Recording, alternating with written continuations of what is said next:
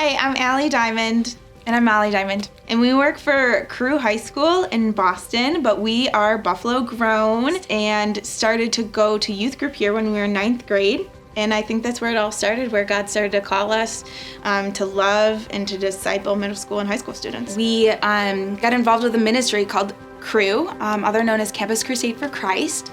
And then we had an invitation to come and do ministry in Boston. It was the closest CRU high school city. So when we think of why Boston, a couple things come to mind. One, they are the future leaders of America.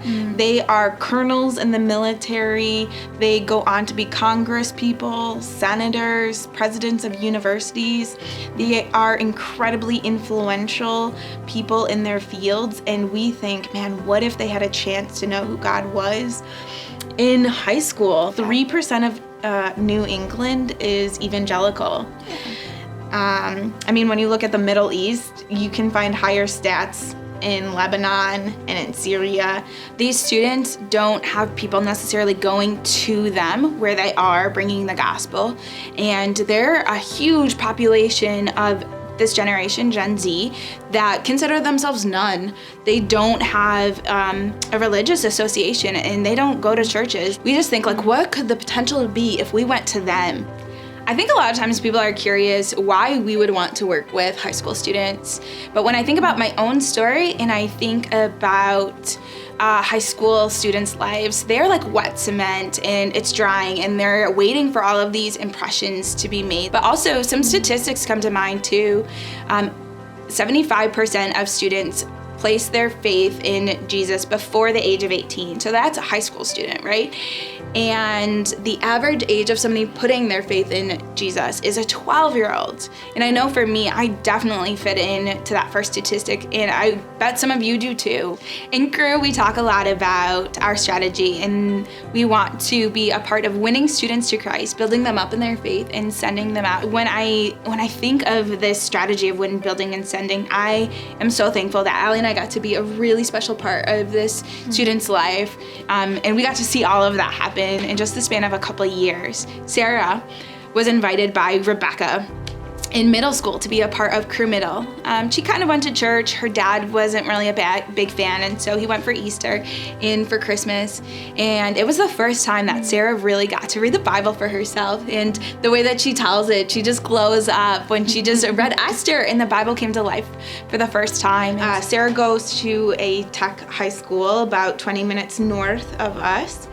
And she just really started to get a vision for her school, that there were so many people who were thinking thoughts about God, but like never had really met him. So Sarah invited Ethan. Ethan started coming. He, in middle school, was agnostic, then with his Jewish heritage really started to get back into his faith. So then he was an agnostic Jew, then Jewish. Then he starts coming to CRU, and he was really fascinated by organic prayer just happening and this connection that people could have with God directly. So that was very intriguing to him. He starts reading the Bible with a couple people. He starts seeing Old Testament prophecy coming true through the Messiah and Jesus. Then he puts his faith in Jesus at a fast break conference. Actually, Evans led him to the Lord, which was so thrilling. And a year and a half later, he starts college in DC. He goes to George Washington, and he has started up a CRU movement that died. He's leading people to Jesus. He was baptized. He's heavily invested in the local church. He actually, as an 18-year-old, wrote a book about how he met God at the Wailing Wall. We're just so grateful that we fit into that story, that we had the chance to disciple Sarah, who caught a vision for her school and brought the gospel to Ethan and so many others while she was in high school. Yeah. It has just been so cool to see both of those things come together with a teenager. We are so grateful that Kenmore Alliance is a praying church, that you guys pray for us so diligently. We would be so grateful if you would continue to pray for us, that we would remain encouraged no matter what the fruit looks like, and that we would be able to enjoy deep friendships. And also just, that our students would remain encouraged. It is academically very challenging, and the mental health crisis is very real for our students.